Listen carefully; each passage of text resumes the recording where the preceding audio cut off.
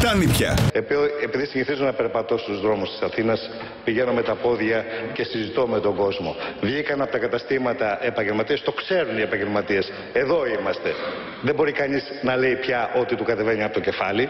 Το γνωρίζουν πάρα πολύ καλά και μου λέγανε σωθήκαμε, επιτέλους θα πληρώνουμε εισφορές. Παναγίτσα. Λοιπόν, αγαπητοί μου συμπολίτες, θέλουμε ένα σύστημα ασφαλιστικό που δεν θα έχουν τα συνήθη υποζύγια, οι μισθωτοί, το βάρος να επιδοτούν τις συντάξεις άλλων.